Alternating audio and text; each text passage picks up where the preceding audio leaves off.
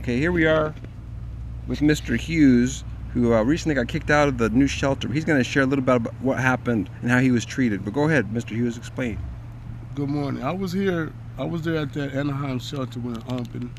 I believe the date was December 20th. It opened up. I got picked up from La Palma Park, been homeless the last 8 years from Ohio.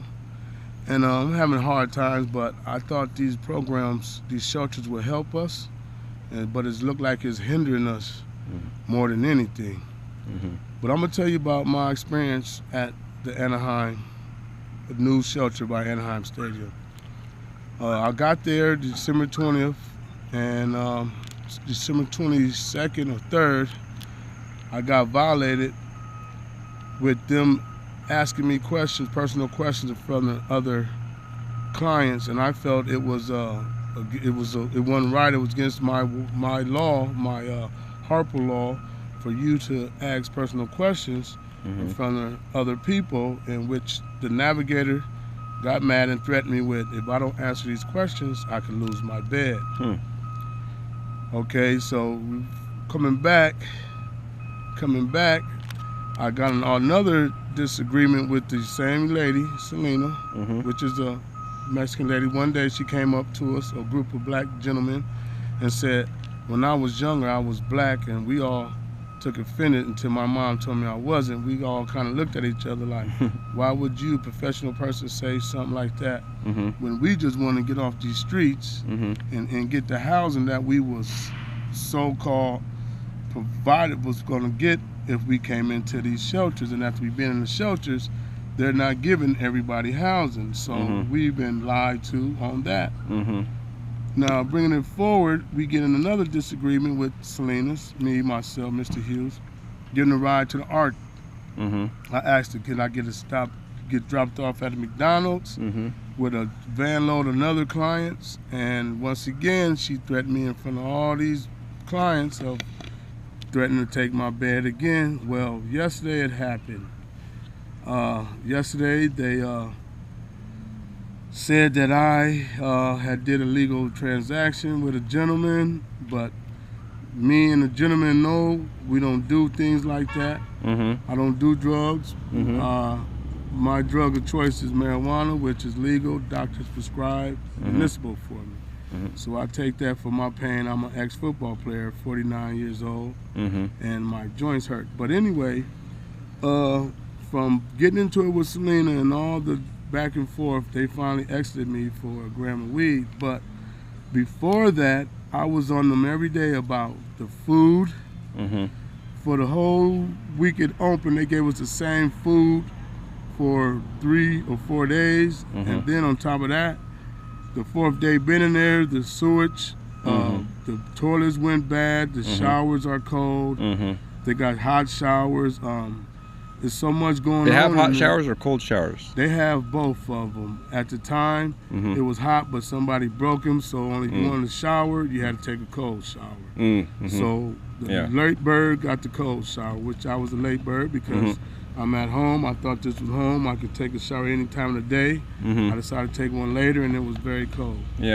But the toilets was backed up due to drug paraphernalia, syringes, pipes, clothes. It smelled like human feces all the time. They put this gentleman, I believe Selena's put this elderly man that need medical attention because he keep urinating on himself, and she stuck him in my cubicle for over a week, and I was getting headaches from the smell of the urine on this man. And one of the steps was, when you come in this place, you have to take a shower daily.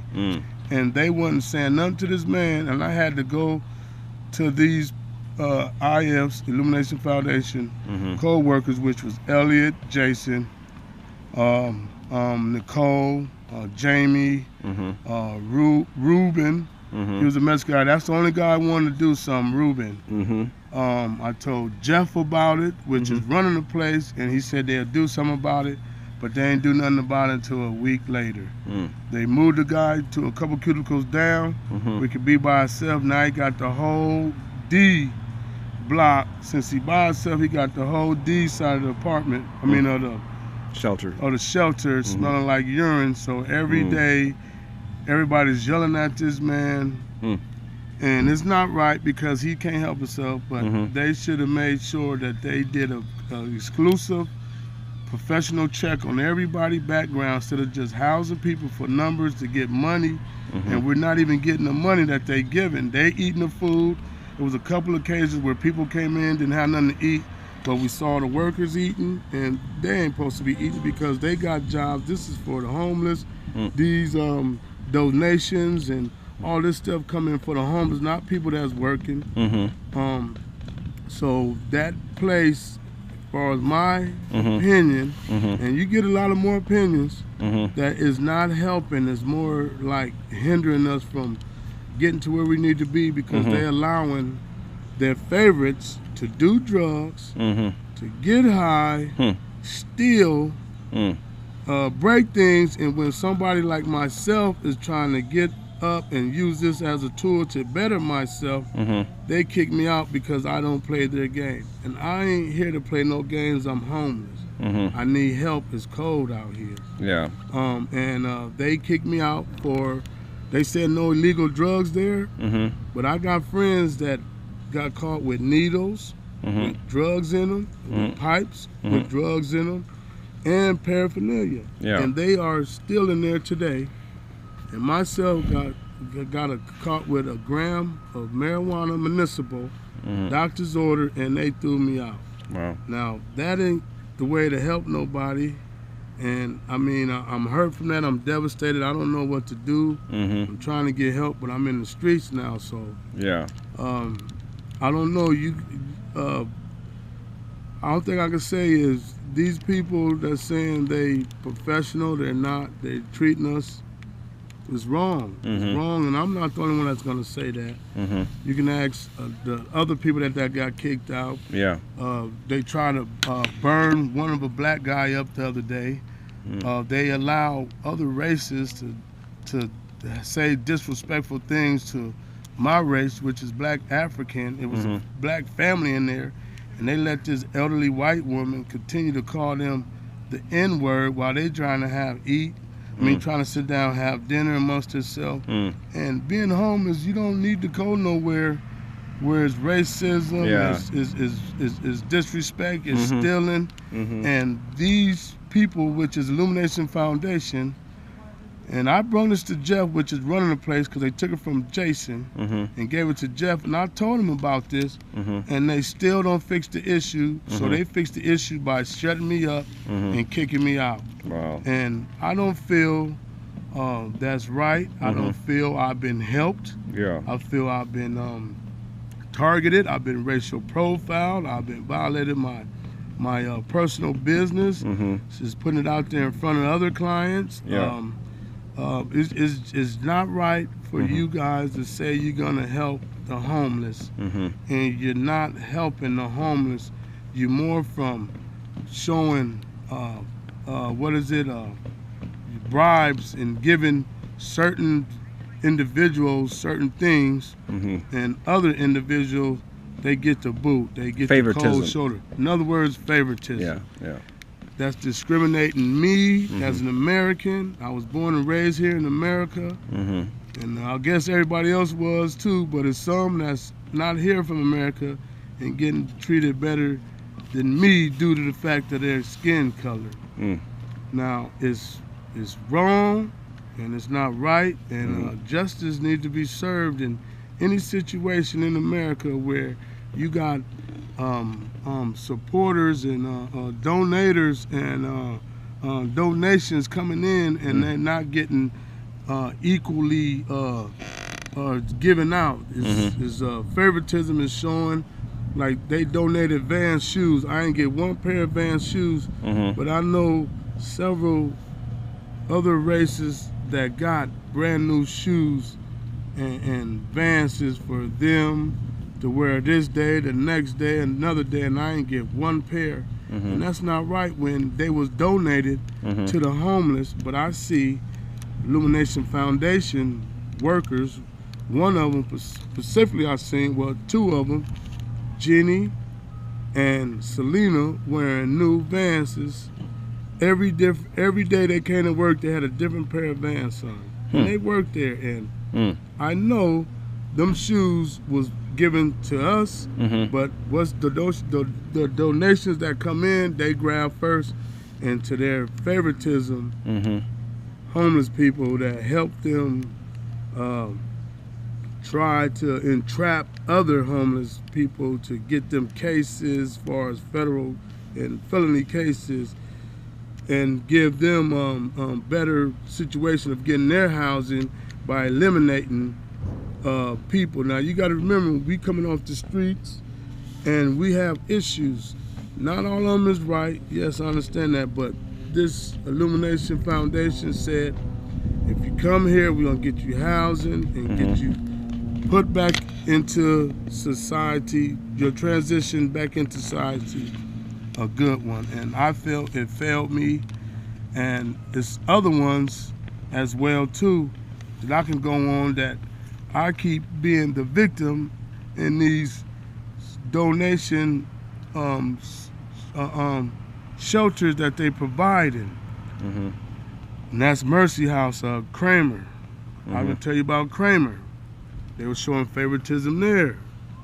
And it's not right. It's just not right. Me being a black African American, 48 years old, and I'm getting treated like I'm not here, I'm not standing here, and I'm not human. It's not right where they can say things and get away with it, but as soon as I yell, I need more food, they want to kick me out.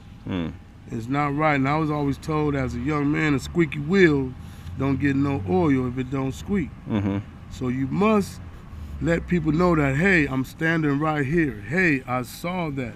Hey, you can't do that. Yeah. And nothing being done about it, and it continues to go on. And it goes on a bigger scale as well. Yeah. That I can elaborate, but this is about my well-being right now and other homeless people that want the opportunity to better themselves, to get a job, and to get back in the workforce, the work field, and be sufficient and individual Americans that we are grown and taught to be. Yeah. And I just feel let down. I just feel I was betrayed. I felt the system failed me. I felt Illumination Foundation failed me. And after I kept telling them, hey, this is not right. This is not right. Yeah. Y'all can't do this. And they said, in basic words, they told me, shut up or you get put out. And I didn't shut up, and so I got put out. And now I'm in the streets once again, and that's terrible. It's bad, it's terrible, and I know the donations ain't for them, it's for us to help us to better us, but it's not. It's more agonizing, and suffering. And I know God already did that. Why I have to do it again? He already paid for us one time. Why I got to do it again amongst my own Americans? I don't understand that. So, I don't have a phone. They stole my phone. And it's crazy now. I'm in this situation where nothing. The only thing I got now is love, Jesus, and this young man, pastor right here, want to help and get the word out to the people. What these so-called professionals saying what they doing, and where your supporter and donation money is going to is not to us. It's for them and to them to fatten their pockets up, get their wives and kids computers of what they need, and they're not doing nothing for us but telling us to shut up. If you don't like it, you can leave. And that's not right, because when they came to La Palma Park and picked me up out the alley, they said I was promised home. I would get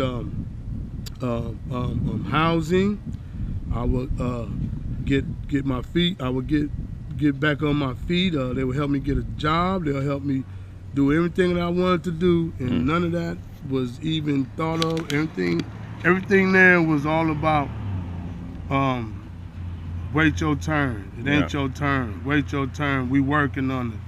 Go sit down. You want that bed? Well, go lay in it. I never got nothing done or nothing asked for. Jeff, he went out his own pocket and bought me deodorant and he tried to use that to go work. And I don't take bribes or things like that. I thought he did it out the kind of his heart, but he gave me deodorant to go take trash out, and that ain't what I signed up for. I signed up 3 meals a day and a place to rest and call home, and the whole time you got people raping cats, another race trying to kill another race, which was my race, lighting toilet paper, which you probably already heard, toilet paper, lighting up, waking us up at 3 in the morning for nonsense, and they letting dope addicts and drug addicts roam all day with somebody like myself that got a legal marijuana that's not on me, that's in a safe place where nobody can see or hear or smell, and they go in my personal belongings and pull it out and say, you're out of here, roll it up. That is not right. That is not right. So I don't know. I just want help. Yeah. I just want help to get off these streets, get housing, okay, and so I can do for mine like everybody do for theirs. Yeah, awesome. Thank you for that testimony, and I'm going to try and share it, and hopefully maybe I know another pastor that has a sober living home. Maybe he can help you too, but I'll try and see what I can do. But friends, please share the video. Do join Homeless Advocates for Christ on Facebook. Pray for the homeless. Pray for more permanent supportive housing. And as we know, there's a major shortage of just affordable housing in the county of Orange and in California. So we need to bring change. We need to fight for change. So let's pray for that change to come. And if you want to get more involved, do let me know. You can also email me at servingjesus99212@yahoo.com. Again, please share the video, like, subscribe, and I hope to hear from you soon. May God bless you as you seek first the kingdom always. Bye-bye.